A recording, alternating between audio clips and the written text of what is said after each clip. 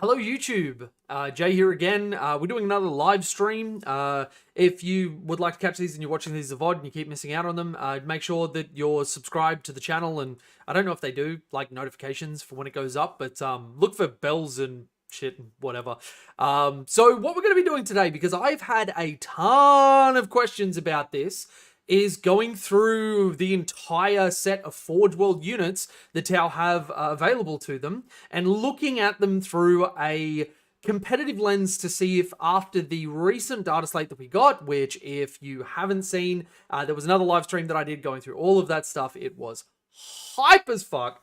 Go check that out. But basically looking at if any of these units are actually usable or better than some of their other counterparts. Now, for anybody who's not familiar, Forge World is a branch of Games Workshop that does a select set of units that have their own rules that come in. For us, it's the Imperial Armour update. They are always in resin, which if you've bought any stuff recently, it's all plastic kits. So they're a little bit more brittle, a little bit more hard to work with and everything else. But they are unique, to say the least. And I think some of the biggest models that almost every single army has access to. So I'm going to go through one by one, and we're going to have a look at exactly what each unit is, what it brings, and if I would bring it. Now, there's probably a couple of you that have been following my YouTube career with great interest. You're holding on for every single word. I couldn't even get through that. But you're like, Jay, I don't see you rocking Forge World units in any of the lists you've got or that you've put up or whatever else. And that's a good point. Mostly because the Forge World stuff is pretty expensive. It's pretty expensive. So I just quite literally don't have access to the models, and I've never gone down that route because it was hard enough piecing together some of the stuff that I needed on a limited budget. And I think that that's maybe a concern that a couple of other people have, that, you know, they can get by with other things that come in boxes that are a little bit more value for money or a little bit more readily available. But yeah, so this, I think, is going to help me as well from a competitive standpoint in my tournaments, because it means that I'm going to be able to sort of look at these things and see if there's something that I really, really should get the model for, just for its stat line and whatever else. Now, one other addendum before I get into it, I promise this is the last one. I'm doing all of this through a competitive lens. This is not a, you know, a buyer's guide or anything else. Don't rush out and grab these unless you just love the look of the model. Like everything else, if you adore something, go and get it, because the rules don't matter then, and you can always use it in friendly games or whatever else. If you're watching this and I say that something's bad, but you like it, that isn't a criticism of you. That is literally just that from a lens that I will get into of it competing with other things in the same category.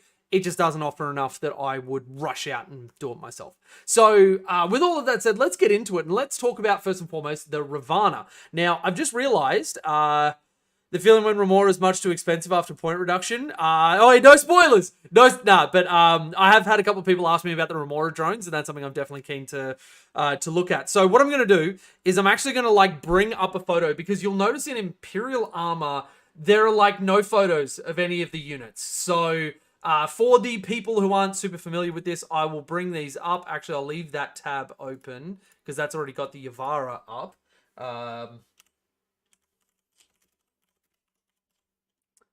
And I'm probably going to butcher the spelling of all of these well, even though it's on screen. I probably could have just looked over there, but, you know, apostrophes are for suckers. So let's just go. Actually, that's a pretty cool photo. Let's look at that one. All right. So this is our Ravana. This is in the same category as the Riptide. So really what you're looking at here is a bigger style model, which is filling a role of probably a flex between a little bit of anti-heavy infantry and anti-tank. You don't tend to see battlesuits this size really going for the, you know, the anti-horde or just basic anti-infantry role. But I could be wrong on that. So let's have a look at this. Now, in terms of stat line, and actually the other thing that I'm going to do is bring up our index and show you the things that they are going to be competing with. Now, let's clean this up a little bit. I don't know if I like the way that they've changed this, but single page. Let's go to our Riptide, because this is what it's competing with, and comparing it to, I guess you could also compare it to the Ghost Kill, because it is in this sort of a category. Luckily, I've got the Ghost Kill stats almost completely memorized, so I'll be able to bounce between those very, very easily. So, okay, so this is what we're looking at. The Riptide, 10-inch move, T9, 14 wounds, 2 up, and a 4 up invulnerable save. A useless Nova Charge ability. We're not useless, but it's not particularly impactful. Comes with, if I'm not mistaken, both a weapon support system and a battlesuit system, so it can fall back and shoot. And it can also ignore any or all hit modifiers to the hit roll. And we've seen this with a couple of things like having that on, I believe it's our Storm Surge that does the same thing. Oh, no, sorry. Broadsides, I know for a fact they are able to take that, which is very, very nice. This one doesn't have to do anything for it. It just has it at base. And we've got a heavy burst cannon and an ion accelerator with some other secondary things that we can take. So let's then go over to our Ravana. So we're looking at an 8-inch move, T10, so 1 extra point of toughness, which in the new edition actually is kind of a big deal. It's got more wounds at 15. It's got a 2-up save, but a 5-up invulnerable save. So 2 inches less movement. That's not too bad. The stat line's relatively similar, I think. The Riptide's just a little faster. Pulse Submunitions Cannon is a blast weapon, D6 plus 2. Now, how many are we equipped with? 2 of them. So you're taking 2d6 plus 4 shots on 4s as you'd expect. Strength 8, AP 1, damage 2. And then fall back and shoot, ignore all modifiers. And then once per battle, when it's selected as the target of a ranged attack, use the ability. If the strength characteristic is greater than the toughness of this model, subtract 1 to wound. Which is surprisingly good. Now, the reason I say that is you're already at T10. That already has melter guns wounding on 5s. So even if they shoot at you with something bigger, let's talk knights or, you know, some of the bigger like cannons or even just our rail guns, they are going to be worse off, because even if they were wounding you on, let's say they had a strength 10 weapon and they're wounding you, oh no, sorry, it has to be greater. They've got a strength of 11 or above. They were wounding you on 3s, they're back to 4s. That's not nothing. That's actually not too bad. They bracket at 1 to 5 and nothing really else going on except for the 2 missile drones. So, this isn't bad. This is basically a marine killer. Other instances that I could see this really be using for, because of our army rule, you'll probably be able to give them ignore cover pretty well. So most things will be saving on a 3 or higher. It's not terrible. There's nothing here that jumps out at me that I'm not like, oh, I have to take this over a crisis suit, which I guess is the next point that we should bring up. I've also got the Munitorium Field Manual up. So the Ravana is 200 points. So if I were to look at this in the context of, okay, its weapon is very, very, very, very, very similar to a cyclic, but with blast and more shots base. Even though the crisis suits can take, oh no, the crisis suits can take 3. So we're looking at against 9 shots. You'd have to max roll or get the blast category online. I could see this being really good against Necrons. Really, really good against Necrons. I don't know how much GSC we're going to see anymore, but at 200 points, it's what, 20 points more expensive than a 3-man crisis unit.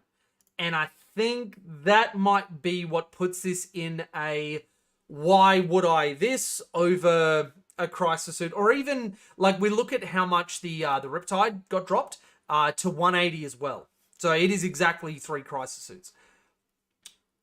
I don't know that it competes. Now, for anybody who's watching this now or as VOD, on Thursday night, Australia time, and whatever that time that is for the rest of the world, I'm going to be jumping on for a stream with Hayden Walduck, who is last year's WTC champion, or was one of the champions on the team.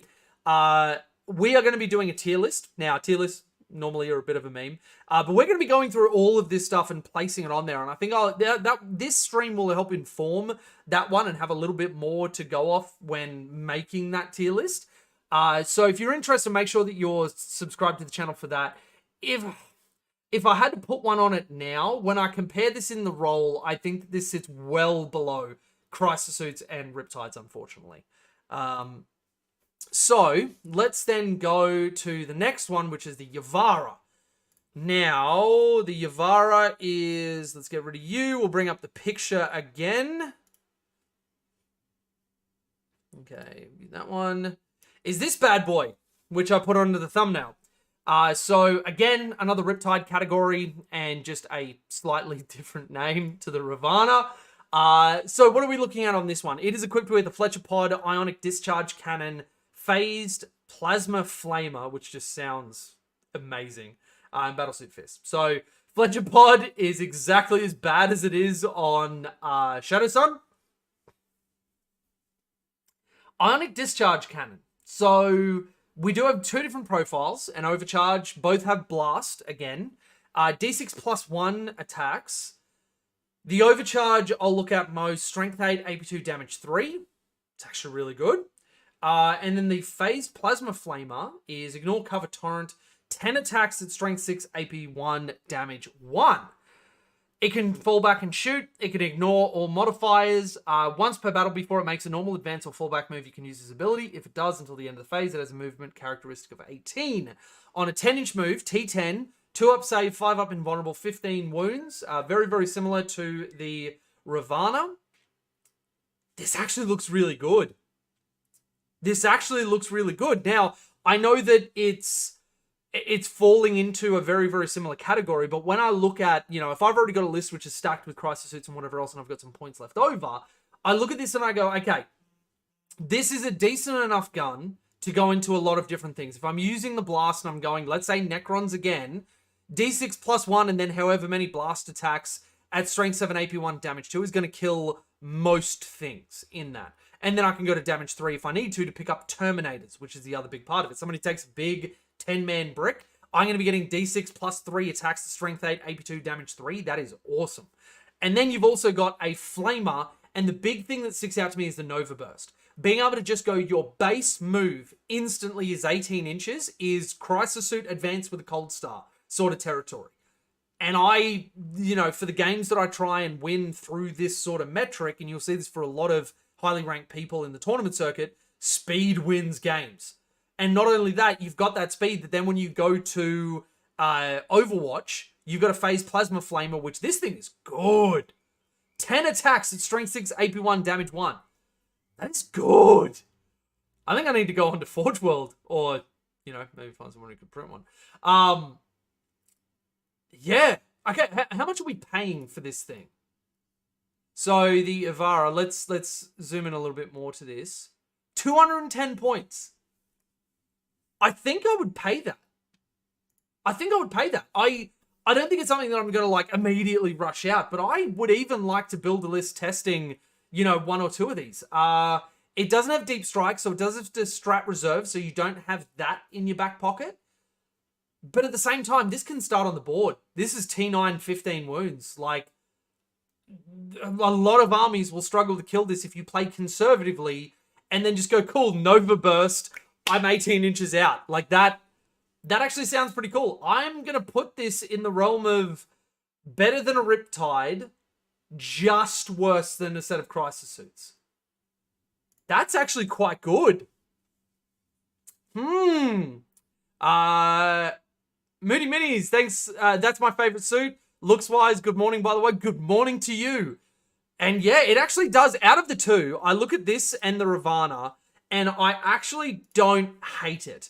So the Ravana, that's the Ivara. I bring up the Ravana again. And this one, I like the two different guns. I like that it still fits sort of that theme of so many different Tau suits. It looks very similar to it. Don't get me wrong, the Ravana does look cool. So I go that, and can I side by side these things? Yeah. So I look at it, and there's just something about the guns that looks kind of dicky to me. It looks all very spindly and thin, whereas this has a bit of meat to it. I like them girthy, So yeah, I look at the Ivara, and that's going on my list of stuff to watch. I would genuinely pay 210 points for this. Maybe one, maybe two of them. Two might take up too much room, but even just one for an OC4, go up and spray the crap out of somebody. And yeah, because you want him to get in close range. 18 and 12 is the other thing that puts it into, a harder category. And then he's also got a Fletcher Pod just to throw at people for, insult to injury. You kill one Terminator with a Fletcher Pod, and that's a power move. You're flexing on your opponent just because. Yeah, cool. Like the Yavara. I really do. Tetras, I don't think I need to talk about these guys. If anybody doesn't know any newer players that are looking at getting in the competitive circuit, these are an S tier model. And I don't need something there. Let me just... Tetras, baby. Also, basing done by my wife. She's amazing. If you don't follow like my Facebook or my Instagram or whatever, there's pictures there. Or any of my patrons or YouTube members get these photos put up on the Discord like as soon as it's done. So yeah, Tetras are incredible. Now, obviously I don't have dudes riding inside, but it's not that big a deal. It doesn't change the dimensions of the model, but they are the biggest deal. But would you pay $300 dues for it?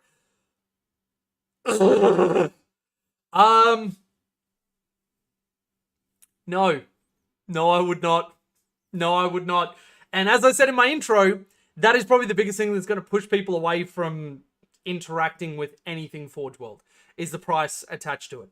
But, you know, there are certain devices that people have been taking up nowadays. These incredible things that create stuff out of nothing, and they go burr. So if you are such a person that creates things out of nothing, then go burr, and then I would pay 210 points for it. All right, so Tetras, they are not anything that you look at their weapons for. These are like, again, it's a power move if you kill somebody with their stuff. The big things are 14-inch move, T7 body, 7 wounds, and there's 2 of them in each unit. So they have to get through 14 wounds of T7, which is really nice. Only a 4-up save, but the big thing is that they have Infiltrator, so they can be where they need to be. I tend to play very conservatively with these, and I do have a Tetra and Piranha guide coming whenever I can get my camera person to, you know, stop focusing on her PhD and her career and do something that matters. The biggest thing is high intensity marker lights. Each time this unit is an observer until the end of the phase, each time a model in its guided unit makes an attack that targets their spotted unit, you can re-roll the hit roll. Full re-rolls to hit when your army rule is exploding 6s or double exploding 6s is disgusting. And even without that, even without getting to turn 2 with your Crisis Bomb or turn 3 with everything else, re-rolls to hit just give you so much failure management. Yeah, I own 3 sets of not really Tetras. I know what you mean. Eamon, welcome. What'd you miss? Not much. I will give you the recap because you're one of my wonderful YouTube members. Ravana, a little bit underwhelming. Probably wouldn't take it. Yavara, loved it. Above a Riptide, just below Crisis Suits, but still could probably have a place in the list. Forge World would actually ask me to sell my liver for it, so we were just discussing alternate means of fielding the stuff that you want. And then the Tetras, you know, everybody knows why these are good. Full rerolls to hit are disgusting. Get as many of these into your list as you can. Every single one of my lists at the moment, and I've been building a lot of lists, Fisher Fury, Crisis Bricks, alternate things that I'm going to unveil to some of my Chasseau patrons in the Discord. There are 2 units of these at least, if not 3, if I've got the 80 points to fit in. Remora Stealth Drones. Now, we get to this because there was somebody who commented this before, and I've had more than a couple of people directly message me and go, hey, what do you reckon about this? And at first, like, I have a lot of people contact me, and some of the messages can be along the lines of like a, tell me you're a casual or a bad player without telling me you're a casual or bad player, where they quote the stat line of like a strike squad unit and be like, oh, I don't think you're considering this. And I'm like, oh man, oh, come on, don't do me like that. But the Remora one was interesting because I don't own any Forge World stuff. I didn't really know anything about it. So I had a look at it in anticipation of this stream. And I've got some thoughts. Now, the biggest thing is that before they got updated, they actually had the aircraft keyword, which sucked. Now, I'm fairly certain they had the aircraft keyword. Now, what that would mean is that they would have to start off the board in reserves and then have to walk on to 6 inches from the edge. That basically put a bullet in them straight away because they weren't abusing any of their aircraft stuff. That was the Sunshark bombers. That was all them. So then I start looking at these guys and I look at, okay, 16-inch move, T6. I feel like I'm going to be the meme of, what's the WWE guy that's like slowly, Vince McMahon, who's slowly leaning back in his chair like, by the time he gets to the end of the panel. 5 wounds apiece and a 3-up save. Okay, cool. OC0, that's fine.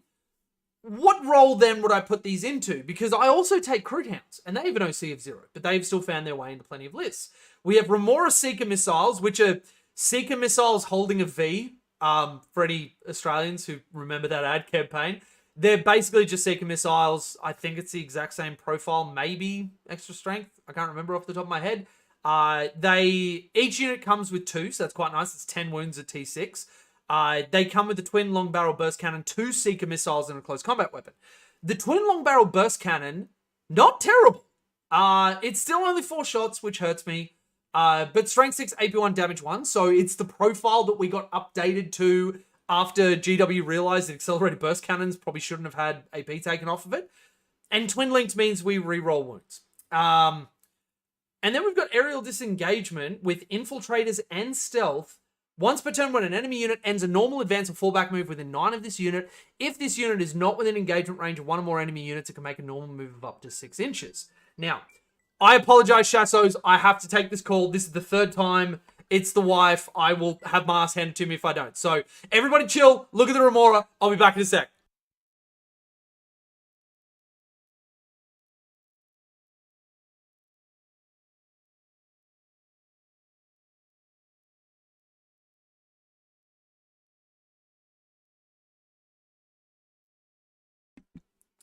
All right, so it turns out that her spidey sense was tingling and she was like, hey, you're doing something else. I should call you just cause. I do love my wife. She's amazing. I give a shit, but yeah. Okay, so everybody's had a chance to look at that. I'll catch up on some chat. Did I miss the Pathfinder review? Haven't spoken about Pathfinders. Not going to be going to because this is Forge World. Pathfinders, maybe I can tag it on to the end. I don't think anybody will begrudge me that because I do all the Forge World stuff first. That's what they clicked on, and then maybe we can talk about it afterwards. My 3 sets cost me £50. Forge World price £50 per set. Australians get hit very, very hard with that. I actually had a patron who was in the UK who was like, hey, I want to send you something as a thanks for all the content and the help and everything else. And he started looking at Australian stores to see if he could buy it over here and ship it to us rather than doing international. And he was like, how do you collect this hobby? Like, everything you've got is like 20% more expensive just for no reason even after doing the conversions. Mine looked amazing. Day after I got mine, Reddit post went up with the new set and the engines were warped to hell and the pilots. Oh boy. Like they had to run in with tits. Tetras is good before point reduction. Ran 3 squads of them doing all my secondaries. Yeah, they are amazing. And that actually kind of goes into what I think about the Remoras. Not because they have any rule that's incredible like the Tetras to help your other units, but aerial disengagement. Do you know how many game plans I was able to come up with thinking about a set of 2 Remora stealth drones with an OC0 that my opponent doesn't want to shoot at and doesn't want to deal with, that likely has already shot its Seeker missiles at whatever anti-tank stuff that I want to do. And remember, in the new index, being able to take Seeker missiles immediately puts things up. Devilfish are good anti-tank at the moment, at the points that they're at. Think about that for a second. 2 Seeker missiles. Yes, they're 1 shot. But if you've got enough of them, you've got like between 6 and 12 Seeker missiles going at what you need. It's really sad for me to say, don't get me wrong, but yeah. Can Remora spot for other units? They do. They have faction for the greater good, but they don't have. Actually, no, I think they do. Yeah, they can. They can be spotters for the greater good. They've also got the marker-like keyword, so yeah, you're getting ignore cover on an extra unit that can guide and do Seeker missiles. Really nice. And then I think about, somebody moves up to a unit that they don't want to deal with because T6 and 5 wounds and really doesn't do much else once the Seekers are gone. And then you get to go, cool, I'm going to move 6 inches. Imagine somebody trying to move somewhere. They mess up and then you move block another unit that wanted to charge something or wanted to move through and they did it in the wrong order and you get to mess that up. Or somebody moves, doesn't think because, Eldari did this a lot with Phantasm and will still on infantry. But you just get to go, cool, have you finished your moves? They go, yes. And you're like, cool, you just moved within 9 of my Remoras, whoop, and we go behind a wall. and now you can't see me. And now this annoying little thing that's probably going to get you secondaries the next turn just disappears because of movement tricks. I love that. I actually love it. Now, how much are we paying for these bad boys? Remora's 2 models. Oh, 160 points. Oh, you hurt me. Oh. I'm sorry, guys. Oh my God. On a side note, though, Kyle Pearson, with the first ever super chat that I've ever got, I think that's a super chat. Thank you, dude. And Cooper is also in the chat. We have a couple of the New South Wales regulars from my tournament circuit coming around. Thank you, Kyle. Big heart to you too, man. I appreciate that. Wow. Actually, Kyle just took my virginity. Oh my God. I think I'll need to call my wife. So, 160 points. I mean, if you've got the points, then sure. But 160 is too much. Look in context of, like, why would you take 2 Remora stealth drones when you can take 2 Devilfish for 10 points cheaper and take 4 Seeker missiles? I guess you've got... Oh, wait, no, hang on. That's not what I wanted. You've got, what, each model is equipped with 2. Yeah, so you're still getting the same number of Seekers, but I get 2 Devilfish bodies, which are 3... No, double and a bit the number of wounds, better toughness, can transport my breaches.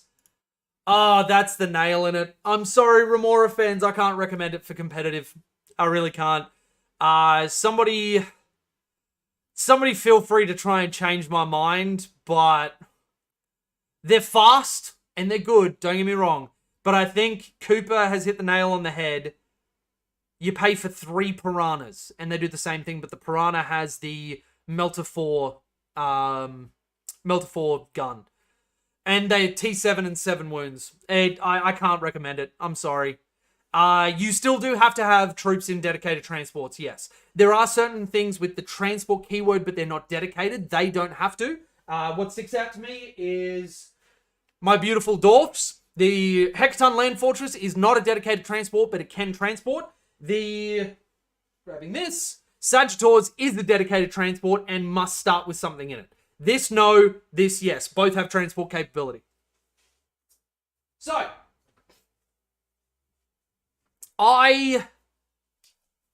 Whoa! Lamb with a $10 super chat. What is happening? I'm new to this whole content creator thing. I don't know what to do. Do I take my shirt off, or do I do I twerk? Is twerking still a thing? I'm old. You got to give me a break. But thank you so much. So yeah, let's move on to the next thing. Thank you, Lamb. I really appreciate that. That is insanely generous of you. Thank you. All right, Remoras. I'm gonna put them. What would they compete with? Piranhas, Tetras. Man, even Crude Hounds beat them out. You think about it, you could take 3 full units of Crude Hounds for basically the same amount of points. I can't recommend it. The Towner. Now, one of the things that made me want to do this stream was because a very good friend of mine was trying to move on a set of Towner Supremacy armor. I was like, okay, cool. I don't think I have the means to do that. I would love to. How much do you want for it? And he's like, you know what? It's beaten up. It's in pieces. Just take it. And after I woke up 3 days later, I was like, okay. And this is kind of the first announcement of it. So, something's coming, you guys. Now, we have a plan for this, actually, because what he was talking about, there's a lot of broken off pieces on the legs and everything else. We are going to do very similar to my Commander Farsight, which if you've seen in the community tab, there's a post that I put up about our painting and basing. It's very similar to the other stuff. We're actually going to do this in a thing. Actually, you know, I won't spoil it. I'll do that as a reveal, but we've got a plan. So the big boy's coming, and I've already built a list for him. This guy unfortunately suffered, and I already have some opinions about him because he was not changed after the hit to Towering. Now, I would have loved to have seen his points be reverted similar to the... where's my Storm Surge? His points reverted because we lost towering and the ability to see through. Now, he will still dominate a battlefield. But there are some reasons why I don't think 790 points is what we want to see. I will run it because I'm a masochist and I kind of hate myself. And I'm a content creator, I guess. That probably should have been higher on the list. But for 790 points, what do we get? He has an 8-inch movement, which you don't care about. He's the size of a battlefield. T13, which is a massive deal. 2-up save and a 5-up invulnerable save.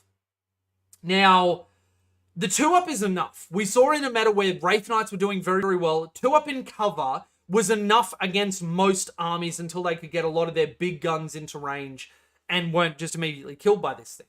30 wounds, which is very nice. Leadership 7, OC 10. He has a shitload of weapons. The one that I've been seeing crop up the most is the heavy rail cannon array paired with the fragmentation cluster shell launcher because you have to. He comes with fusion eradicators or triaxis ion cannons or one in each arm. Or you can take 2 of each, replacing the other one. 4 burst cannons. The 3 pulse ordnance drivers, which you replace for the heavy rail cannon array and the cluster shell. 4 smart missile systems and crushing feet.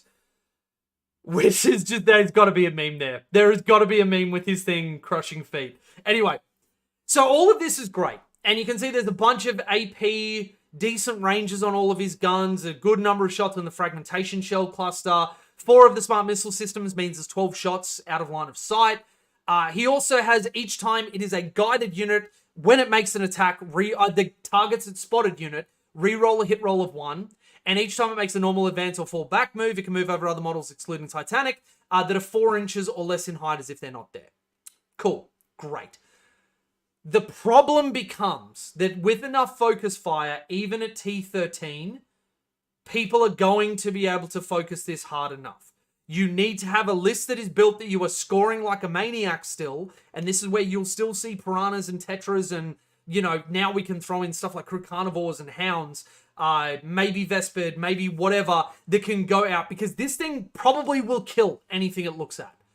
The big problem now with Towering gone is that with only 8 inches of movement and an enormous base, we're talking 160 mil. For those of you that do not use the metric system, all 3 countries, that is like, in base sizes, somewhere between a metric fuck ton and a whole lot. So that's not actually accurate or representative. Don't take that as an actual thing. He's just too expensive. You think about the amount of points you can put in, and these weapon profiles are replaceable. And it also means, and if anybody's had an experience with decent players with certain high volume armies, I know that I like this with my army. If there are big things I can pump all my shots into and I don't have to worry about splitting fire and dealing with this unit and that unit around the place, it makes it so much easier. It makes the game easier for me because I've just, like, I remove a big thing. This is where when I go into Custodies with a Caladius tank, I'm not too worried. It was only really when they had Caladiuses with a shitload of dreadnoughts all across the table, and I'm like, crap. But if you've just got a couple of big things, it makes it easier to win the game. So it's not that it's not doable, but at 790 points, it is a premium to pay. And on top of that, in order to buy one of these things, I'm fairly certain you have to be Jeff Bezos's cousin or nephew, or at least like the kid that cleans his pool that he kind of likes. Not in a weird way, but just sometimes he watches you when your shirt's off. Like, you can see him, he opens up the curtain a little bit and just looks out while you're trying to really reach down and grab something at the bottom of the pool, and you're not sure if he was looking at you, so you don't know whether to say something or not because you like this job. You don't want to leave this job, so all of a sudden you're trapped in this little thing where every time a curtain moves, you feel a chill go down your spine until eventually he jumps out the bushes behind you and says, "You're doing a good job." So that's where I sit on the tower now. All right, so the Barracuda. And also I'm seeing a Rip Hazards, yes. Hazard battlesuits, the XV9s got put into Legends and unfortunately are no longer playable. At least in the tournament circuit, Rip guys. I'll still be your first. Strength 8, Tank Shock, let's go. That is also true if you can get the Town R into the point that it actually gets to use it. Roll 10 dice. I only speak freedom units. Oh, you poor thing. Oh, no. So, Barracuda. This, I believe, is an aircraft. We had a picture on the... Excuse me. Oh, I'm sorry, everybody, but somebody was eating my toes. Are you okay? Oh, you had a drink, didn't you? You need your face done? Come here, Bob. That's my good boy. That's my very good boy. Say hi, Mushu. Hey, everybody. All right, no more looking at my feet, okay? All right, sorry about that, everybody. So, Barracuda. Let's get an image up for everybody. All right, so let's get some like actual artistic stuff in here. So this is our Barracuda. So when we look at this guy, we're looking at aircraft, which first thing that sticks out to me is must start in reserves. Now, for anybody who was confused about it, and I was chatting to Hayden Walduck about this when setting up our stream for Thursday, these guys actually don't go into strategic reserves. So even though they're pointed quite aggressively to, not be able to take multiple, you can actually have them in reserves.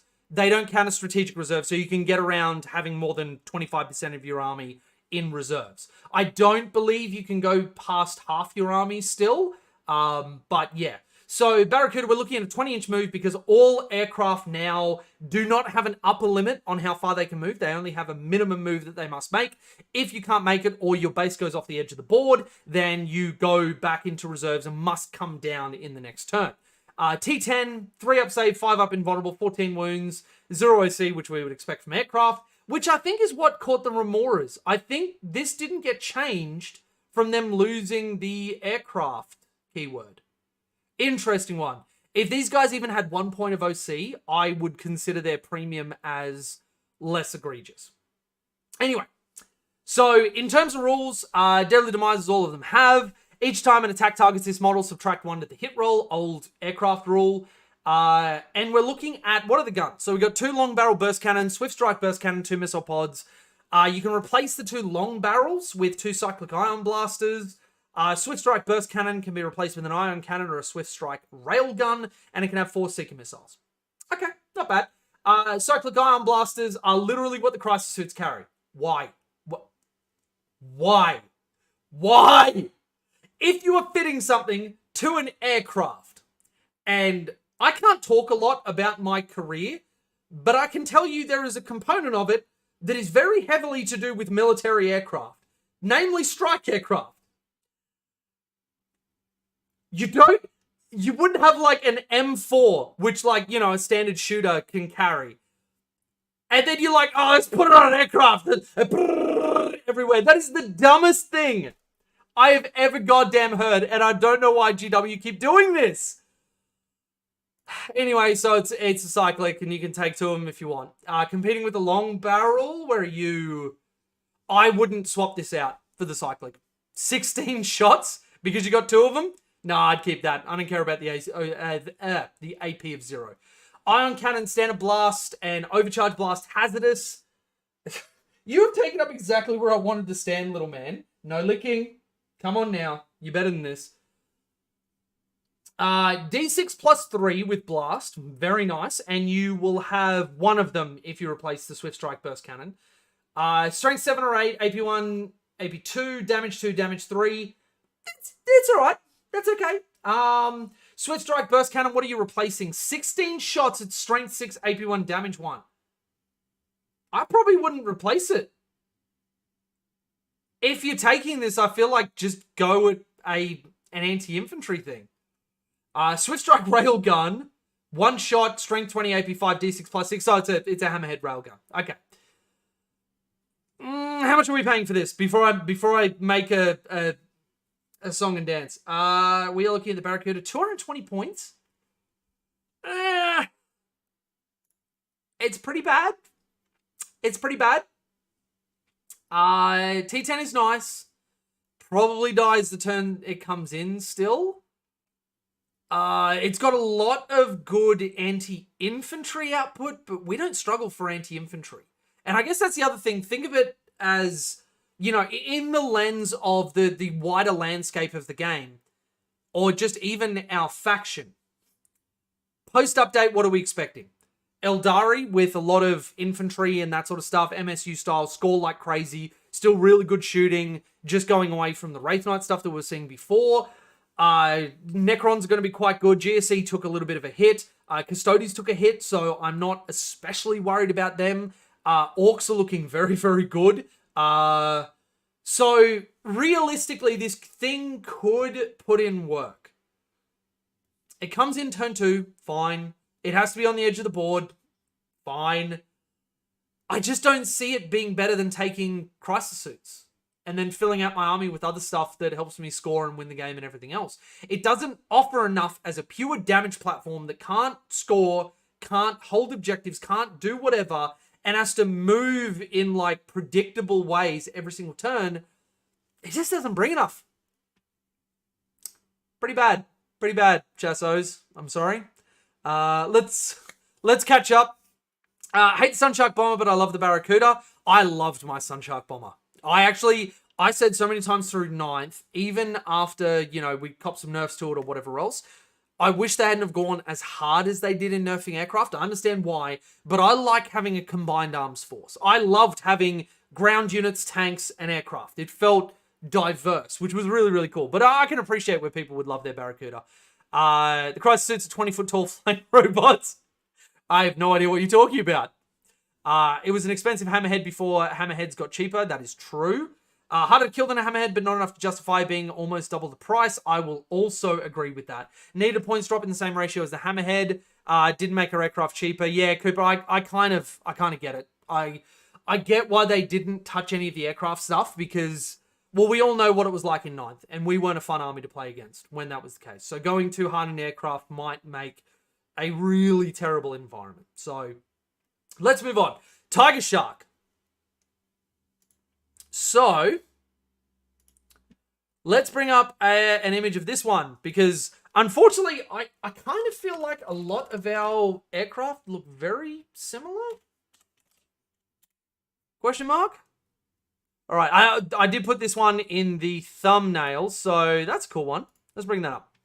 So this is our Tiger Shark. You can see it's got the two little like rail gunny things out the front. Very, very similar vents, but that's not unexpected with, a species creating its own stuff. You will see architectural design, which is very, very similar. So, okay, so our Tiger Shark, 20-inch move again, T11, 3-up save, 5-up invulnerable, 18 wounds. It is equipped with 2 burst cannons, 2 ion cannons, 2 missile pods, armored hull, and transport bay. Transport bay. Okay. 2 ion cannons can be replaced with 2 swift strike burst cannons or 2 rail guns. Okay. This model can be equipped with up to 6...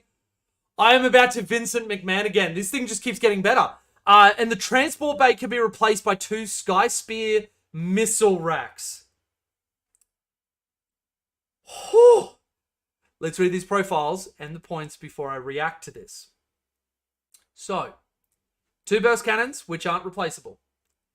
2 ion cannons, which we can replace with swift strike bursts or swift strike railguns. Now, the ion cannons, if you got 2 of them, 2d6 plus 6 shots at strength 8, AP2, damage 3, because I don't think there's a world where I don't overcharge this, unless I'm purely shooting at, like, Necron Warriors. Blast keyword as well. I don't know that I swapped those out, even just off that profile. I don't know that I swapped that out. That's 60 inches. Can you imagine if, like, some other platforms had an ion cannon, 2 of them, that was this good? I know that the Hammerhead can take it, but this is on top of. Oh, no, it's not on top of the 2 railguns. So you either take this or the railguns.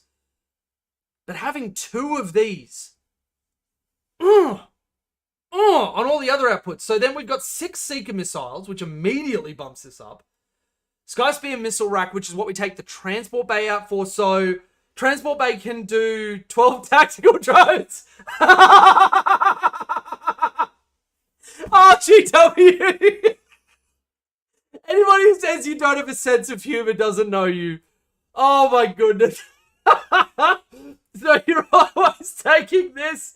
There's 2 of them, anti-fly 3 plus and blast. 72 inches, D6 plus 1, strength 6, AP1, damage 1. That's really good. That is really good. Oh my god, I haven't cried that hard since I was a little girl. Oh my goodness. And then the other ability that we've got is in your shooting phase after this model is shot. Select one enemy unit hit by one or more of those attacks that cannot fly. That unit must take a battle shock test. Oh, please tell me we don't have to pay like 400 points for this. All right, let's swap over chassos. It's not the AX1. Tiger Shark, 275 points. I want 3 of these right now. Holy shit. Not 3. I'm not going to say 3 because people can be easily swayed to go and buy shit that they don't need. I would run one of those. Genuinely, I would run one of those. How have I not looked at this sooner? Now, this, in retrospect of what I just said about the Barracuda, didn't offer enough. And then this thing comes out of here with the missile rack, 6 Seeker missiles, the ion cannon, burst cannons, make somebody take a battle shock test for 275 points. That is disgusting. An anti-fly 3+ blast means that if you go into the town mirror, your opponent is going to friggin' hate you. Because they're probably going to be rocking like, I don't know, crisis suits, piranhas, tetras, you know, stuff that doesn't want to get hit by anti-fly 3+. Oh my god. All right, cool. So that is on my list. Tiger Shark, that might go... I'll keep this in mind for when I do the tier list with Hayden on Thursday night. That may go in the A or S tier. If wait, how much does this thing cost? All right, I'm gonna do something that I normally don't do. I'm gonna go onto Forge World and I'm gonna look at how much you would actually have to refinance your home to get this. Tiger Shark. No, not the AX1. Just the normal ass Tiger Shark. Or does the kit make both of them? Let's see. Let's see.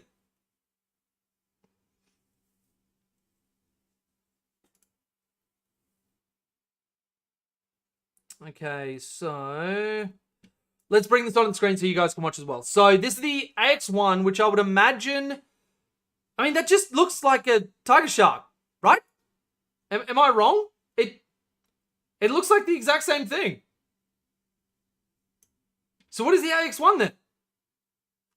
Let's go into description.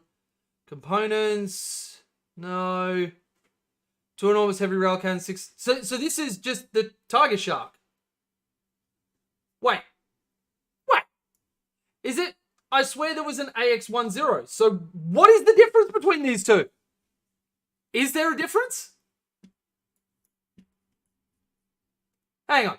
All right. Let's go into the Tau section. Let's see if there's an actual difference. Chat is probably like roasting the fuck out of me.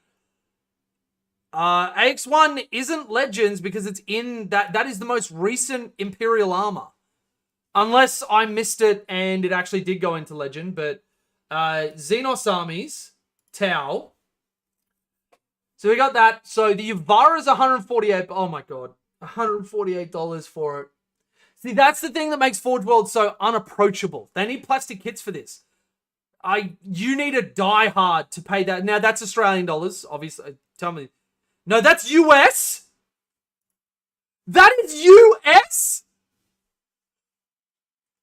So that's like $200 Australian. Okay, so you can get the Tiger Shark and you can get the AX10.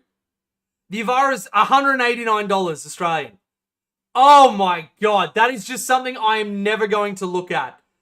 The Tiger Shark is $390. Oh my god. How does anybody play these models? What do you people do for a living?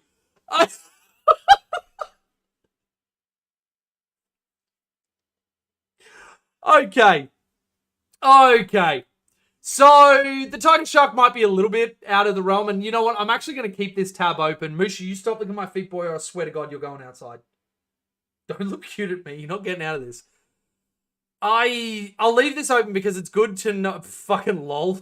It's good to know how much you actually have to fork out for this. Like a Ravana being more expensive than the Yavara, even though it's got worse rules in my opinion. That is interesting. Oh, the XV9s. Oh, pour one out. They're still selling them.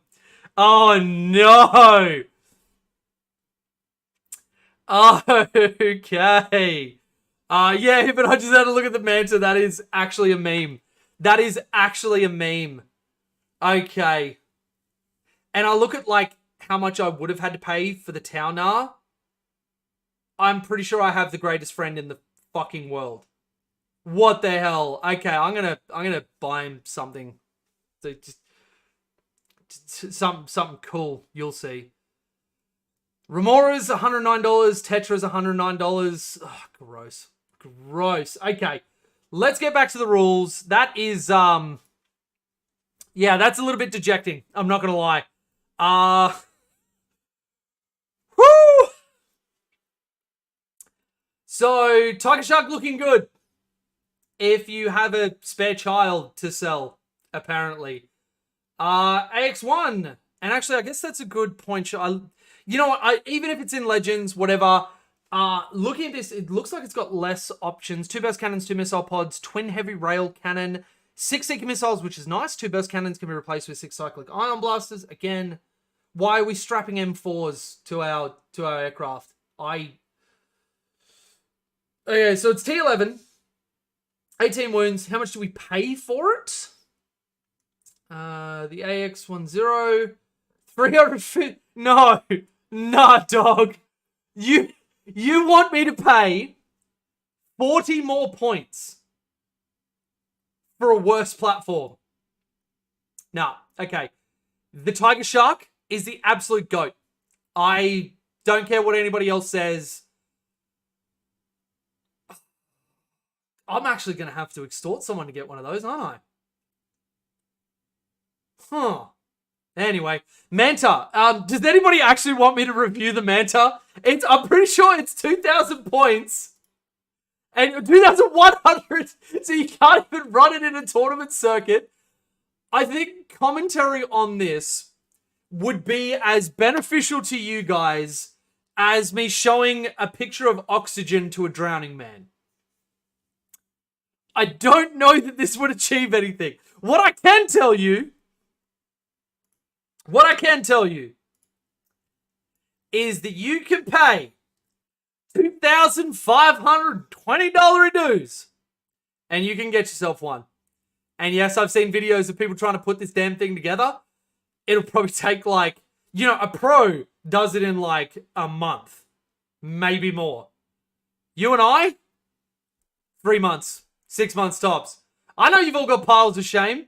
There is no way anybody is putting this together in a decent amount of time. So you were spending basically a full month's rent in like a decent house in Sydney, which is one of the most expensive cities in the world, for this that you probably won't even put together and then you'll resell on the aftermarket. Yep. Okay. Cool.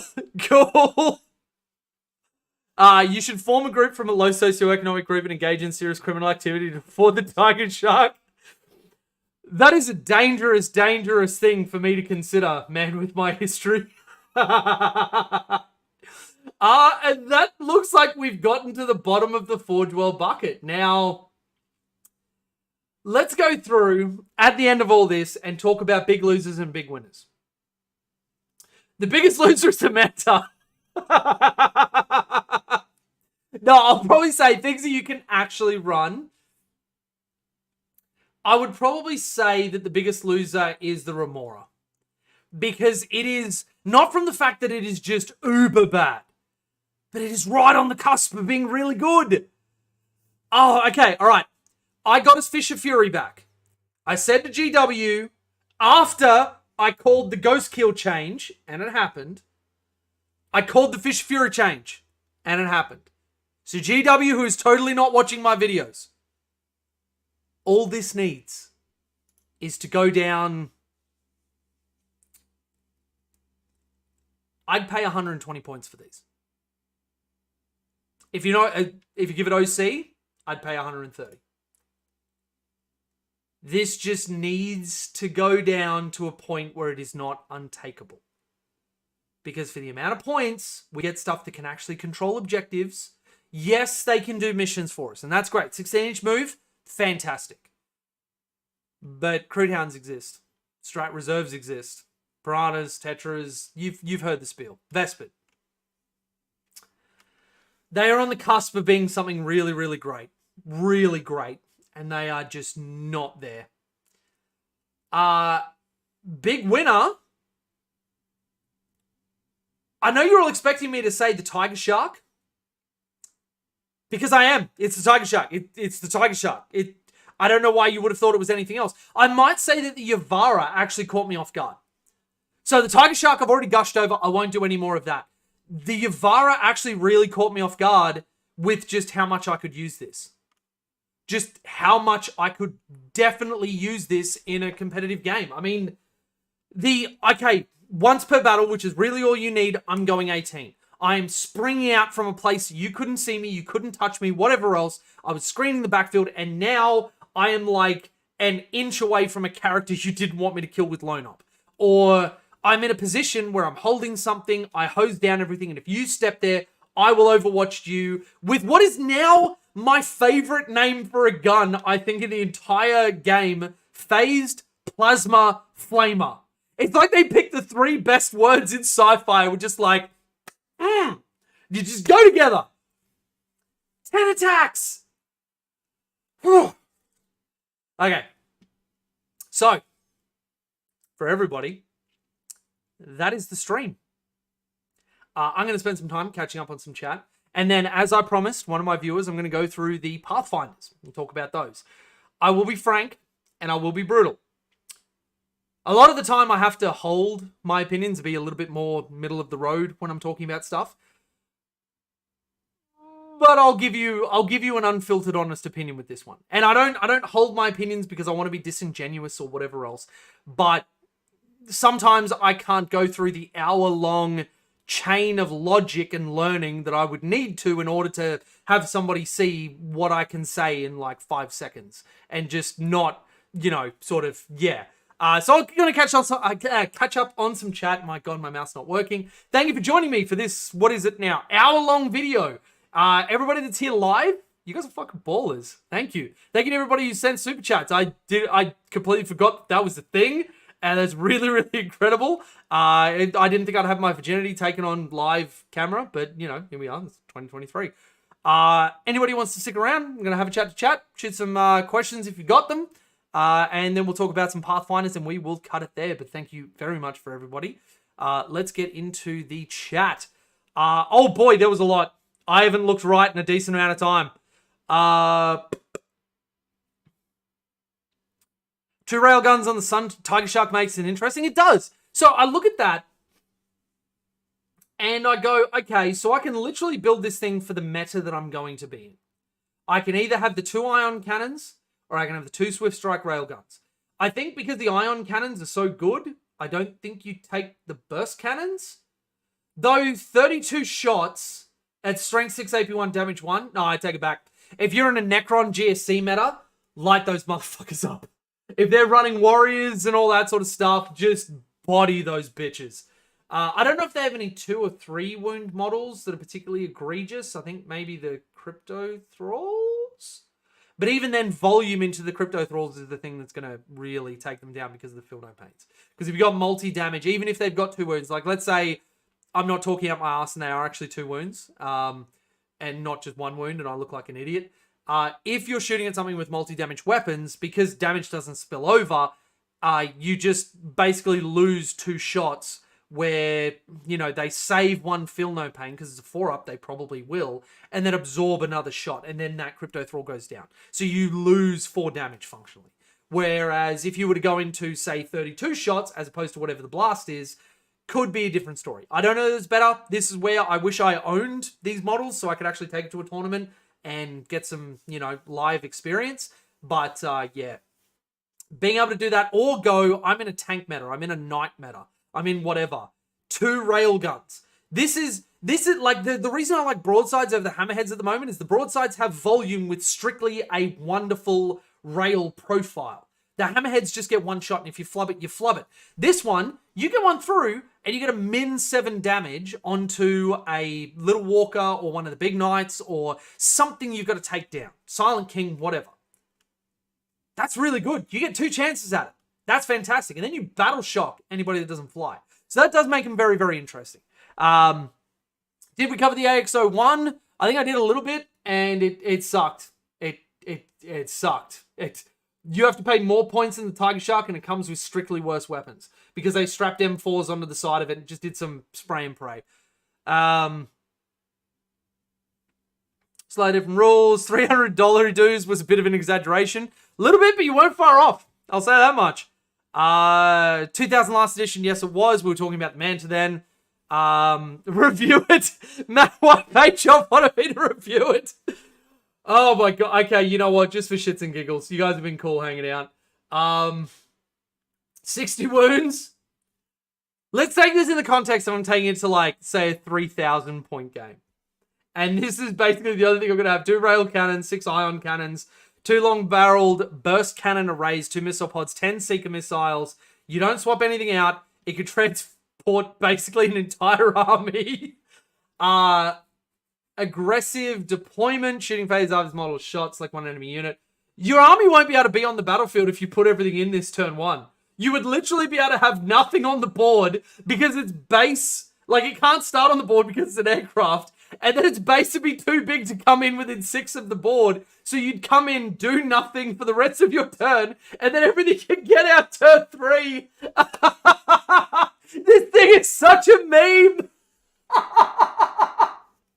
Alright, so, I mean, the guns are fantastic. I've already gushed over the ion cannon and the burst cannon array at 32 shots each. And you got 2 of them. You're throwing 64 shots out. That's a 6-man crisis unit with a cold star with 4 weapons that all have cyclics, by the way. Oh, no, sorry, it's 2 less. And 2 every rail cannons. Shooting phase after it's shot. Till the end of the phase, each time friendly model that disembarked from this transport makes an attack, you can reroll the wound roll. That's not terrible, because then you could have Tetras guiding them, and then they get full rerolls to hit and wound. Every time you target this model with a stratagem, you must spend 3 times that stratagem stated CP cost to do so. Oh, boy. Okay. Cool. Man, it's a GW Whisperer. Maybe. I have a 100% success rate in getting our units changed and them all of a sudden being S tier.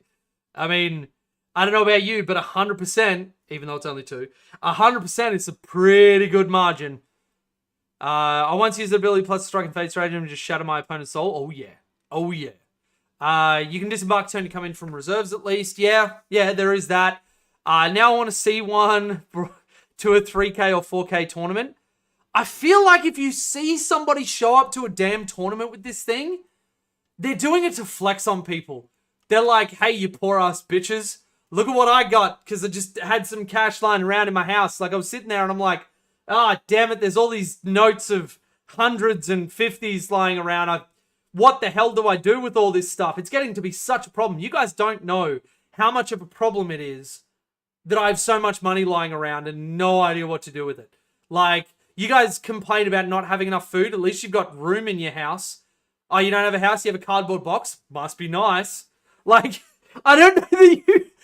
Oh, yeah. Really should just be straight 2K points? I mean, maybe. I think it's a moot point because even at 2,000 points, nobody's going to bring it. And anything above or below 2,000 points isn't the competitive sort of standard at the moment. So it doesn't really matter all that much. But... that's the Manta. Take it if you like it, if you've got it. Or, you know, do what I do and just be like, hey, I'm just going to proxy something. And my opponent's like, yeah, cool. And then I bring out, like, it's like a cardboard inner toilet roll on top of a base. And then there's, like, a pizza box on top of that. And I'm like, this is my Manta. GW sent it to me because I'm such a great content creator. Oh, yeah. So, with that out of the way, let's get into the Pathfinders. Now, Pathfinders, did they get better? Yes. They went down to 90 points, which is very, very nice and is about where they kind of needed to be. Would I take them? Nah, dog. Nope, nope, nope, nope, nope. Nope, nope, nope, nope, nope. And here's why. In all the lists that I built, I have now started breaking down because we have to, because there's no days of chaining anymore. And even though I played a few tournaments as pairing up before, it wasn't too bad because I always work out who my damage dealers are, who my scorers are, and who my observers are. It's a very similar metric to what I did in 9th and what I think a lot of decent tournament players do, where you fill certain roles in, like a little whatever geometric shape you want to have it for the number of things you need, so that you've got all of your bases covered and you're not too heavy into damage with no scoring potential. You're not too far into scoring without being able to deal damage and just getting tabled and not being able to, do what you need to. Pathfinders for 90 points. And let me put this in context for you. The two biggest guiding units that I look for at the moment are Stealth Suit teams. Where are you boys? 60 points for 3. And Tetras, which shouldn't surprise anybody. So 80 points and 60 points or 90 points. Now, what are the things that these three competing entities run against each other? Well, Pathfinders have a scout move at 7, which the others don't have. If you put a recon drone on them, they get the infiltrator's ability. So they compete with stealth suits in that regard, that they can forward deploy. And then after they forward deploy, do a scout move, which can be powerful. But their guiding thing is just you can guide for 2 units. You can select this observer unit to be an observer unit for the second time. When doing so, you can change which enemy unit is this unit's spotted unit. That is something that, and I was chatting to Hayden a little bit about this. I think we'll touch on it when we're talking our tier list on Thursday. It makes it easier for newer players. So if you're getting into the tournament circuit, you're building yourself up to going from being a, sort of a casual beer and pretzels player, or just playing with friends, or you've gone to a couple of RTTs and you're getting ready for a GT. This can be a great unit because it simplifies your order of activation. And there shouldn't be anybody that says that's a bad thing. It's when people start saying, no, this unit is strictly better than something else, I think that they don't understand why this unit exists. And that is to be easier for players without the sort of skill curve in order to do some of the things that the highest level Tau players will do with their movement, their orders of activation, and the different angles that they will pick up and how they skin a cat across a shooting phase. So is this ability great? Yeah, it is. Would I take it over Stealth Suits and Tetras? Stealth Suits give you reroll 1s. Tetras give you full rerolls to hit. As I said in the Tetra part of the review, full rerolls to hit is amazing bad luck protection and dice protection and whatever else. And in an army rule, which is exploding 6s and double exploding 6s, which you will always have with Tetras, you can't pass that up. I hit turn 2, a Custodian Warden unit with my fully kitted out 6-man Crisis unit with Exemplar of the Cow unit and whatever else. I hit him 104 times because of double exploding 6s. I literally had to have him pick up more than half of my dice and we rolled them together just to get it out of the way. It was one of the most arduous experiences that I've had. Also, out of note, 1 model died. 1.5 models. Because he popped -1 damage and he's also generic 4-up Feel No Pain. And he kind of spiked it. But anyway, that's neither here nor there. The stealth suits being able to give reroll 1s is amazing for, okay, I'm not shooting a ton of volume, and sometimes I'll do this on my broadsides, where I'm pretty sure I'm going to hit a couple of times and that's fine, but it's the wound roll where maybe, if I've left them stationary, I've done good drills, I've left them stationary, they're hitting on 2s. They don't need rerolls to hit. If I roll 1s, I roll 1s. Okay, cool. That happens. Maybe I'll CP reroll. But then the wound roll, where maybe I'm wounding on 3s or 4s if I get particularly unlucky with like -1 to wound sort of stuff. Rerolling 1s to wound is incredible. It's why GW tried to remove as many rerolls from the game as they did. Rerolls will always strictly have a higher ceiling of damage and outplay potential than I can target 2 units with my 1 unit that will die next turn. Their defensive profile is paper. These guys at least have stealth, a 3-up armor save, and 2 wounds apiece. These guys, like other Fire Warriors, are all 1 wound. Yes, you can put a shield drone on the main guy. And yes, you can take one of their little special things, but they can't take all 3 anymore, which kind of sucks. I would have a higher opinion of these guys if they had all 3. Then let's get into damage potential, where the Tetras have a 30-inch gun, which you're not really relying on that, but they can just sit at the back of the board and you don't really lose anything. It's not like you got a 10-man squad sitting out there holding their dicks. The stealth suits get to have a melter gun on the main guy, which is amazing because usually my stealth suits are up, scoring objectives or doing whatever, and they're usually nearby something that maybe I can pop a shot off. If I take any of the stuff that I would want to take on these guys, which is rail rifles or the iron rifles, ballistic skill 5 with heavy, Pathfinders are never going to be standing still. If you have left them in the open to the point where they can now see something and didn't die, your opponent is literally a potato. Like a potato that just got lifted from the ground, hasn't even been washed off, hasn't been brushed, and is just sitting on a stool on the other side of the table, and you're functionally playing yourself. I'm sorry, I couldn't help myself with that one. So, what we're seeing here is a unit that cannot afford to stand still. Absolutely cannot afford to stand still. On 5-ups, at best on 4s, with a weapon which is relatively swinging with 1 shot. I can't validate that when I can take stealth suits and Tetras for my guiding units. Or even look at, and this is the other thing, this is another tech piece that I don't think a lot of Tau players are properly thinking about. And this is, you know, giving a little bit away, but if you want to see the list in full, become a Chasso tier patron or YouTube member and get in the Discord, because they get access to all of my tournament lists whenever they want. Through Unity Devastation on a commander for a second Crisis team. Guides for the other Crisis team or another high-value target, I pop 1 CP for Coordinate to engage. I've got a marker drone on the Cold Star, so he's got the marker-like keyword. They get to split fire as much as they want, guide for another unit, guide for themselves, and because they're guiding for another unit, through Unity Devastation gives lethal hits to the 66 shots from the Cyclics on the other unit. Incredible. So I've then got my guiders completely sorted. I've got Tetras that are safe at the back of the board, and my opponent has to get all the way up to them to be able to shoot at. Because remember, line of sight is all you need to be able to guide. You don't need anything else. There's no range restriction or anything. You just need a 1 mil line thick to any part of that model, and you can see it. So, if you're guiding like that, Pathfinders just lose a ton of value. They are outshone by other things in the same category, which you'll recognize is the same thing we've been talking about with all of these Forge World things. It doesn't mean that they're strictly bad or that I'm shitting on them, but they are outdone by other things in the same category. And when building a list, you need to know what they are and not go too hard into one aspect, because if you have too much guiding and not enough damage to use the guiding, you have failed in your list building. Now, can you take them? Yes, I would 100% recommend newer players, or if you have a specific game plan, like putting them into Devilfish for the 7-inch move, because they will confer the scout move onto the Devilfish that they get into, that can be a play. It's not something that I look at, but that's just my play style. That's how I go out and win games and win tournaments and do all that sort of stuff. Can I strongly recommend these guys with the same fervor that I do stealth suits and Tetras? No, I can't. Only if you're looking at shoring up other areas of your game and you don't want to look at order of activation yet. You're like, okay, cool, I'm getting too much cognitive overload.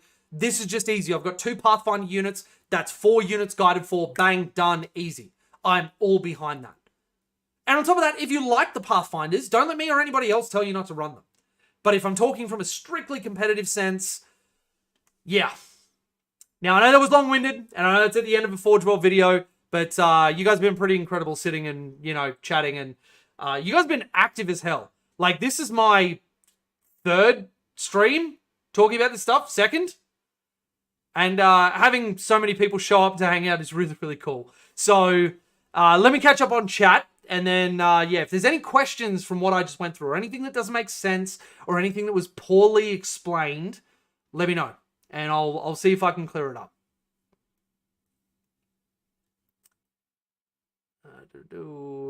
Marcy Mouse, hello sir, hello chat, hope you're having a great day. Hello to you, hopefully you're still here. I'm sorry, this was probably a little while ago.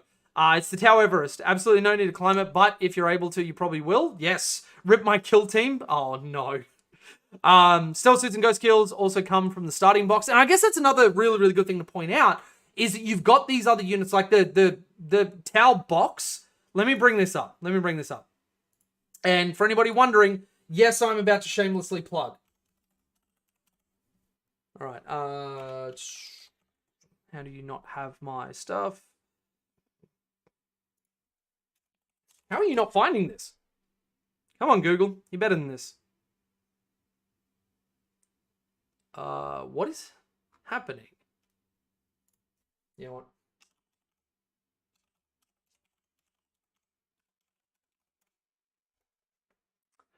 There we go. Just do it yourself. All right. So, I'm on my sponsor's website. Click that link. Show them love if you're in Australia. So, if I look at this, now, unfortunately, GW has a ton of their stuff out of stock. Should be Combat Patrol. Here we go. Cool. Hey, they got restocked. Fuck yeah. So I look at this, and even from an Australian point of view, $177 for what we get in this box is incredible. Actually incredible. It might even, if you're starting out, be worthwhile to get 2 of these. Because Card of Fire Blades, there are people that are starting to take those now in Fish of Fury. You get 2 Ghost Kills, 2 Stealth teams, 2 Fire Warrior teams. Amazing. Put yourself together some Fish of Fury. It is really, really good.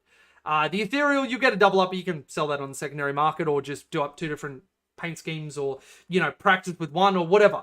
This thing is probably about the best value we could have asked for, especially after our Start Collecting went away, which was another really fantastic box. That one, I think, had Ethereal, Crisis Suits, and something else. And if you can get your hands on the Boarding Patrol, which almost nobody can, because it has a new Farsight model, and GW very heavily underdid their stock allocations for that. All of our boxes right now are incredible. So when talking about the Pathfinders, you've also got a fantastic guiding unit coming in the most approachable way to start collecting the army. So, yeah, with everything that I've gone through, that is why I can honestly say the Pathfinders, if you're looking at being the best you can be on the army, Pathfinders aren't it. They aren't it. They are good. They are good for, lower ranks, or people getting into the army, or wrapping your head around the different phases and playing against players that are genuinely better than you and trying to learn and build yourself up, which I was there. I had to do that. I got my ass handed to me so many times and learned from it. But now I'm at the point where I can see that I don't need this in order to succeed. 20, I'll rock up with enough dice and the Tetra rerolls kick in and I have to ask my opponent to help a guy out. Yeah. Makes it more likely for new Tau players, says. Yes. Rosarian stuff is terrible, not good, not bad. Yeah, the Devilfish play can happen. It's just that it's so swingy. It is just so swingy. And do you really want to commit, like, say, Tetra rerolls onto a Pathfinder unit? I don't know. I don't think so. And would Tetras from the back of the board even be able to see what the Pathfinders are looking at? They can't take 3 rail rifles. Let's have a look. So up to 3 can have rails. So you get 3 shots. Again, still too swingy. Still way too swingy. If they put these back to 4s and fucked off the heavy keyword, or even just left it. Honestly, you could put these guys back to 4s and leave the heavy keyword, and they would still be fine. And you know why? Because they took the ability to get goddamn AP on our pulse carbines. Notice this: 6 inches to range of pulse carbines. Who cares? Who cares? Give me AP. If you're gonna make this compete, we can't even take all 3 drones anymore. -2 to charge or infiltrators is and a drone burst cannon is infinitely better than 6 inches to a paper unit that's not their job anyway. I don't know who thought this would be competitive. This does not compete with the other 2. You could put these on 4s, leave heavy, keep the AP off the pulse carbines. Fine. Pathfinders go up massively. They go up massively. Because then you'd have them on 3s, maybe 2s if you get to pull off a stationary play. If you put them in a Devilfish, you can never counter stationary on the turn that you pile out of them, so can't do it there. But there is a chance that that play goes off. Or if somebody doesn't deal with them, maybe then you do the play. But at the moment, it's not enough. Mr. Travi, good morning, Jay, and everyone. Good morning to you, sir. Good morning. The only reason I had to use Pathfinders without him painted and just got a Darkstrider unit I want to try out, the roles that they try and fill are too wide for my opinion.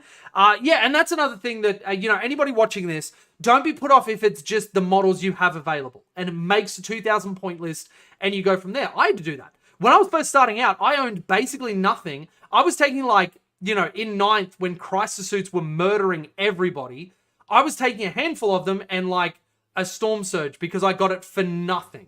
Literally almost nothing, and was fielding a Storm Surge. I still had more bad games than I had good, but I was able to learn the game and play in a tournament circuit. So if you've got Pathfinders ready to go and nothing else to fill the role, do it. I know how hard Tetras are to get at the moment. And if you don't have them, Stealth Suits and Pathfinders, fine. Absolutely fantastic. Just make sure that you're using them in a way where you don't drop all your observers, turn one, get them picked up, and then you've got no more observers for the rest of the game. Do stuff like deep striking some or strat reserves, and sort of, or just one pokes its head out, guide for two, and then just do the other shots on fours so you don't bleed out of resources too quickly. But that is absolutely another point to make with the Pathfinders, that some people will find themselves in that position. And that's not something that me or any other members of the community should look down on them for. If it's the models you own, then you're playing with the models you own. That's fine. You're making the best of maybe a suboptimal situation if you wanted to be super competitive.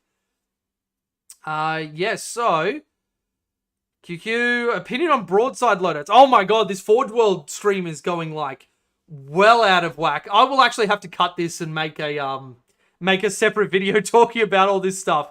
Or maybe I'll do a broadside or anti-tank stream. I don't know. I don't know how to skin that cat. I don't want this to go too ridiculously. Cooper said, actually, that's a good point. Kit bash the excess ethereal to make another Kadra Fireblade.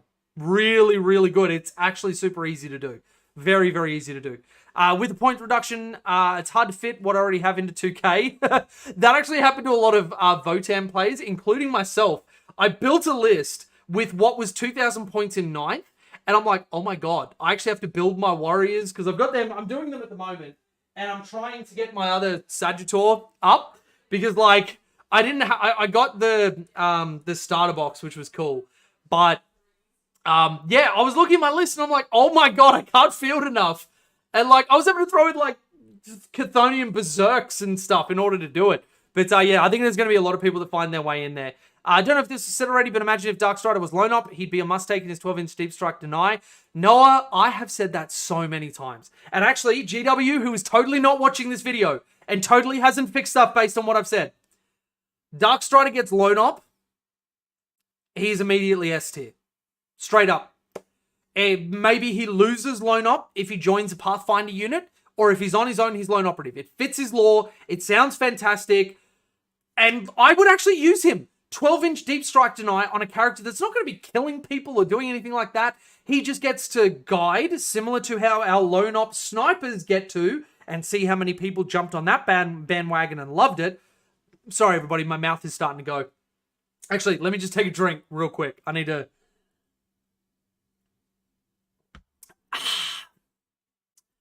Imagine how many people would use Darkstrider. I have an unpainted one that I got from some winnings for a tournament that I'm like, oh yeah, that'd be cool. It wasn't cool. It hasn't been cool for half of 9th and now all of 10th. All he needs is lone operative. And he is an S tier model. GW, who's totally not making that happen. I mean, wouldn't that be fantastic if we found ourselves in that situation? It would make so much lore sense for Darkstrider to have lone op. Yes, absolutely. I actually also think if you gave Pathfinders, change nothing else, but Pathfinders have stealth. That'd make a lot of sense. Scouts do their absolute best, and again, ex-military, if you were going out somewhere, one of the first things you do is make it so that you are harder to see than the people you're trying to get eyes onto are to see. It's the whole reason why every single country invests in different camouflage for their basic ass troops, depending on going into desert or, jungle environments or whatever else. It's why we were forced to wear cam paint all the goddamn time on our faces. you make yourself as much of an unseeable thing as you can. Pathfinders, who are scouts, standing out with white ass armor. Sounds cool from a story perspective, not exactly what an actual scout unit would be doing. I had that with Tau before the updates when I went to Nova Open and only just got 2,000 points for it. And now with the new update, I need to finish off the rest of the Combat Patrol box. Well, hopefully you get it done. Combat Patrol box has a ton of really, really good stuff in it. So you'll at least be in good company. And I mean, if you got Combat Patrol, Breaches, Fish of Fury, my beloved. Imagine if Darkstrider did what Illic did to Rangers and Pathfinders. Oh, Cooper, that is such a good point. Like, Eldari literally have a dude that is like Darkstrider and confers it onto a basic bitch unit that's not going to be ending people's worlds and just makes them more survivable and able to play different parts of the game rather than forcing a unit into the lens of you are competing with other guiding units. And if you don't stack up, nobody's going to want you. Would he have to lose line up when leading, or does the whole unit have it to work? Well, do you know, Loopy, honestly, I would be fine if he lost it when he joined a Pathfinder unit. I would. For the points that these guys are and the points that he is, his weapons and whatever. Actually, let's have a look at Darkstrider. Let's have a look at Darkstrider and let's continue this thought pattern. This stream is going so far out of scope. But you know what? I'm loving it. And I love you guys. Let's keep going. All right, so 7-inch move. He's T3, which you'd expect. He's nothing special. 4 up. 3 wounds. Like, he dies to a friggin' sneeze. How does he not have Lone Op? He's got Markalite. He's got Epic Hero. Infiltrator, Leader, Scout 7 for the greater good. While he's leading a unit, each time a model in that unit makes a range attack, add +1 to wound, which would be great if it wasn't goddamn Pathfinders that he was leading. Gem Array, enemy unit set up on the battlefield from reserves, cannot be set up within 12 of this model. And then he's equipped with Shade, close combat, can be attached to Pathfinder. That's basically all there is to say about his sheet. Add Lone Op, just here. Lone Op. And the unit he joins cannot be targeted outside of 18. Longer range than Lone Operative, very similar to Illic. I believe Illic is 18 inches. It's not as strong as him on his own. But let's also look at how much do we have to pay for him. Where's Darkstrider, the Strider of the Dark? 60 points. I would pay 60 points for him. You can't take multiple, so there's no abusing him. You just get to set up a little 12-inch bubble, maybe a little bit of guiding, and he holds a backfield objective. He competes with one of the snipers. Like, the Shade, 2 shots of strength 5, AP 0, damage 2 at 18 inches is going to do nothing. Like, what are you worried about, GW? Anyway. Lone Op actually requires the model to not be leading a unit. Yeah, so Noah, what Cooper was talking about, Illic has a strict rule on his data sheet that when he joins a unit, that unit cannot be targeted outside 18. So, yeah. So, and Cooper clarified there that when he's not leading. So, Illic is 30 inches with 3 damage, dev wounds, and precision. Like, yeah, so this is what I mean that, like, you know, and we've seen it a ton, and I'm not going to get into I hate whoever wrote our rules, because at the end of the day, I'm pretty sure it's like 2 people trapped in a room with, like, if they walk out, there's a Slaneshi demon that just, like, whips the fuck out of them or something. But, like, there was a clear disparity between what was given to us and what the perceived role and power of this guy and certain other characters is. Like, look at Onshi. Onshi is a copy-paste of, what's the character's name? The Vizark. He is a strictly worse version of the Vizark. Almost completely in rules and everything. It's been going around Reddit. And the weird thing is, like, they want him to lead a Breacher, Crute, or Strike Team unit. Why? Why? To be honest, give him Lone Op. Onshi's a badass. I'd love that. Give him the point where people have to worry about him actually coming in and touching him.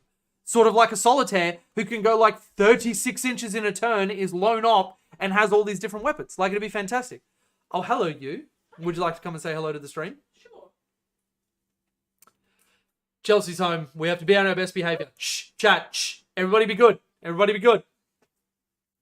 Hi. Hey, my little man. He was being naughty before I had to pick him up and dry his face in front of the stream. Oh, really? Yeah. So we just did Forge World stuff, and of course it blew out into talking about Pathfinders, and I may be getting roped into talking broadsides. So, okay. yeah. But, Very good. Very good. but I had my virginity taken on camera. Really? I got super chats, which I forgot were a thing.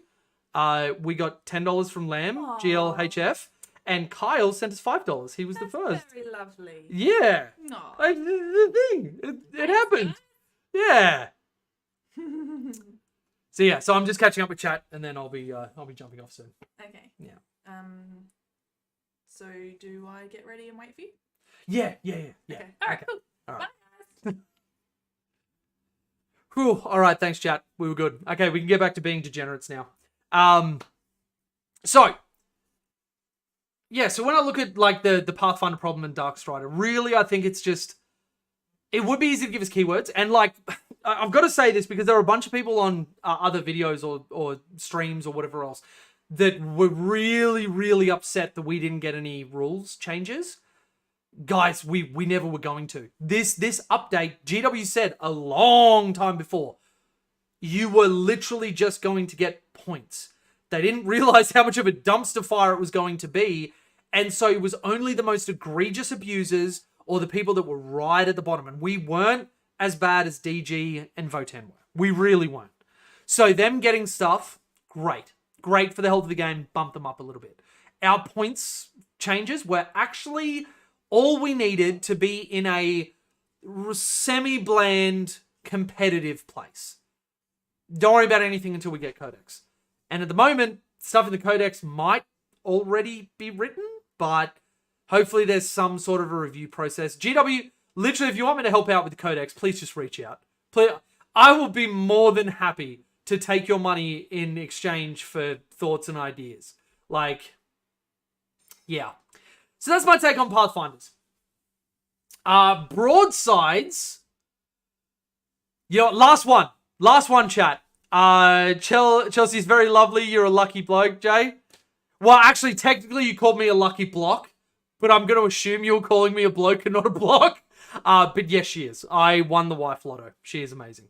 And actually, my Farsight, which I have just here, and the Tetras that I showed before, she did all the basing on, and she actually painted in full my Ghost Kill. She is very, very good with it. So I am very, very lucky. Actually, let me bring that in a little bit closer. Did I? I was lying. You suck.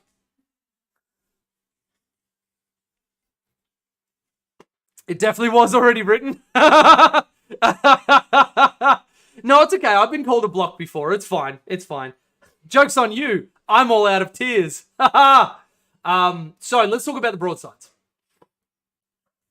So what do they come with the base? Now, I am a big fan of putting these guys in bricks of 3. The reason for that is you need less guiders to get your benefit out of it. There is an argument for having single ones or walk on from reserves, but that's got to fit into a specific game plan. They come with the heavy rail rifle at base, and you cannot take duplicates of these things, but you can take any number of models can be equipped with up to 2, and if they've got the stars, they cannot be taken in unison with each other. 2 stars here, obviously meaning drone rules can be found in the Tau Empire drones card, whatever. I am a big fan of giving these guys ignore any or all modifiers, and going with the heavy rail, as well as the Seeker missile. Now, there is an argument to be made for either the Twin Plasma or the SMS. I don't like the SMS because it got gutted, and it's kind of garbage, and that's not how I use my broadsides. Seeker missile, obviously, Seeker missile. Heavy rail rifle, just because it is the best out of it. The high yield missile pods fill the role that a crisis unit do. So why would you want to? Especially because each crisis suit gets 9 of these, 9 attacks, because they've got 3 cyclics. This is their non-overcharge but 2 damage. Why is this only AP1? What is the high yield to do with? What is the high yield? You're as strong as a cyclic ion blaster in almost all respects. So that's where I go with them. Now, everybody remember, models in this unit, feel no pain 4+ against mortal wounds. It's nice with the devastating wounds change, we don't interact with dev wounds anymore, but there are still plenty of other mortal wounds in the game. So you can't use them against devastating wounds, but you can use them against everything else, or at least the feel no pain, that is. Very beautifully done. You got another compliment, Charlie. From the other room. Oh, thank you. We're worse than AdMech, though, and the Skitarii got save bus. I don't know that we were worse than AdMech. AdMech had literally only one build, and you wouldn't take Skitarii. And I said this, I've got a live stream where I was talking with the Australia's Tabletop Wargaming Network, which is streaming my GT in a month. And I was talking about this, that me and the rank 1 AdMech player in the world were talking about the point efficiency of their units. And Fire Warriors beat Skitarii. Skitarii is supposed to be like Space Marine equivalent. And Fire Warriors per point beat them. And we actually had a few things that we could play. We were still pigeonholed into a couple of builds. But AdMech were pretty bad. They were pretty bad. And it was only their Skitarii, which isn't a massive change. Broadside's been my favorite unit since they were released. I loved Broadside since Dawn of War. I want to say Dark Crusade. I think it was when the Tower came out in that. Loved them. Absolutely loved them. No, you never take SMS anymore, in my opinion. Headcanon is at the start of 10th GW. Were like, you know what indirect needs to be good? Let's buff it everywhere except Tower. Fuck Tower. I mean, to be honest, I'm not a fan of broad indirect anyway. Like, it makes sense for Imperial Guard with some of their like cannons from the back line, because they're that real like World War I, World War II vibe, that sort of stuff. And you look at how abusive it was on Tau at the start of 9th and all through 9th, really. And it just, I don't know. I'm okay with Twin SMS not being a thing. Make us fast, make us get line of sight, make us play a very dynamic game. I am fine with that. And I think a lot of other people probably are as well, just because, again, it's the health of the game. It's literally just good for you and your opponent. So, but anyway, guys, as you can hear, my voice is very steadily starting to go. Turns out being sick for 3 weeks of 2 months takes its toll on your voice box. But I want to thank you all for being here. If you're watching this as a VOD and you got to this point, then my God, you must be bored or just really like me, in which case, call me. So thank you for being here. Thank you to all of my super chatters. Thank you to my patrons, which I'm also going to shamelessly plug. Don't any of you go anywhere. You will look at my patrons. Wait, is that the wrong one? No, it's the wrong one. This one. Haha! Thank you to all of my patrons who are incredible. Make all of my videos possible. If you'd like to join them, there is a membership down right below you in the YouTube stuff if you want to be a YouTube member. Or you can go to Patreon, which is a link in the description. Check out my sponsor, Irresistible Force. They have done an incredible amount. Actually, get rid of that. I can't see myself. Of price support for my GT. They have supported me a ton. So especially if you're in Australia, go and check them out. Support your LGSs. But yeah. leave. You know I'm going to keep talking, don't you? But thank you, everybody. It has been an absolute pleasure hanging out with you. Thank you for showing up. I think in a little bit I'm going to do like maybe a Baldur's Gate 3 stream, or I got a couple of different 40k games, Necromunda, Bolt Gun, that sort of stuff. Been playing a little bit of Starfield, just whatever takes my fancy. I'll play Darktide when the new thing comes out. But if you'd like to hang out, play some games and talk some crap and maybe get some more questions in, make sure that you keep an eye on the channel, as we'll be playing some stuff and just being dudes, just hanging out. One in a broadside box. Last thing I'll say, love you all. Goodbye.